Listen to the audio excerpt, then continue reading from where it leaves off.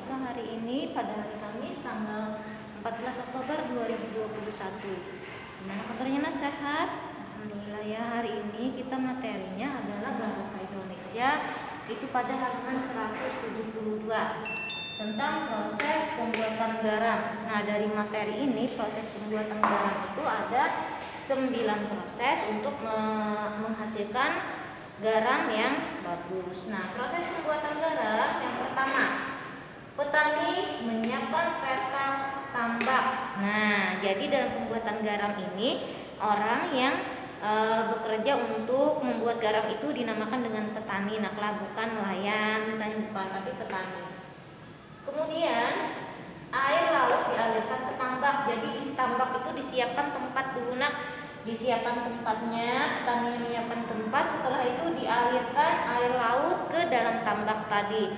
Setelah dialirkan air laut yang terkena sinar matahari akan menguap tinggallah kristal garam yang di dalam tambak. Jadi setelah air mengalir tadi ke dalam tambak, dibuat dalam suatu wadah. Kemudian proses yang air ini untuk menjadi garam, dia menguap airnya ke atas sehingga nantinya menjadi kering ya, kemudian menimbulkan kristal garam dalam tambak. Nah, apalagi setelah itu setiap hari air dalam tambak harus dialirkan untuk mendapatkan lapisan garam yang tebal. Nah, jadi air itu per hari ini ditambah terus, tapi supaya hasil garamnya itu lebih padat, lebih banyak. Jadi setiap hari air itu kan airnya menguap terus ke atas, kemudian dialirkan lagi, kemudian menguap lagi, dialirkan sampai garamnya itu menjadi tebal.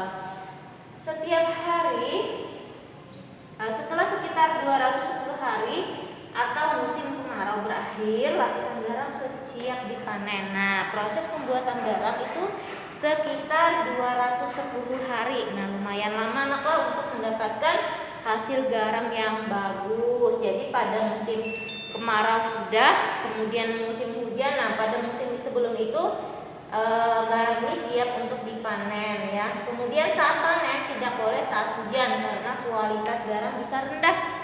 Jadi garamnya itu kualitasnya itu tidak bagus ketika memanen di musim hujan. Jadi memanennya itu ketika masih musim kemarau. Kemudian lihat lagi sebelahnya. Setelah dipanen garam dijual ke pabrik. Nah, setelah dipanen artinya sudah diambil tadi garamnya dari tambak, baru kemudian dijual ke pabrik. Setelah itu di pabrik garam ditambah dengan zat yodium. Nah, ini untuk menghasilkan garam itu berkualitas, jadi harus ditambah yodium. Kemudian selanjutnya garam yang beryodium dikirim ke daerah-daerah, dan sekarang kita menikmatinya ya. Jadi peran garam ini dalam kehidupan itu sangat berarti sekali untuk kebutuhan hidup manusia. Baik untuk makanan, minuman juga bisa ditambahkan supaya ada garamnya sedikit. Jadi garam ini sangat penting untuk kehidupan kita sehari-hari. Garam ini juga bisa untuk mengawetkan ikan. Misalnya biasanya di daerah pantai ya, di daerah sungai, laut itu orang banyak yang mendapatkan ikan kalau dibiarkan saja itu akan membusuk. Nah, cara nelayan untuk mengawetkannya yaitu dengan menjadikannya ikan asin, dijemur dengan menggunakan, sebelumnya itu digunakan garam ini dulu supaya dia awet, tahan lama, tidak basi. Jadi harus dilumuri dengan garam.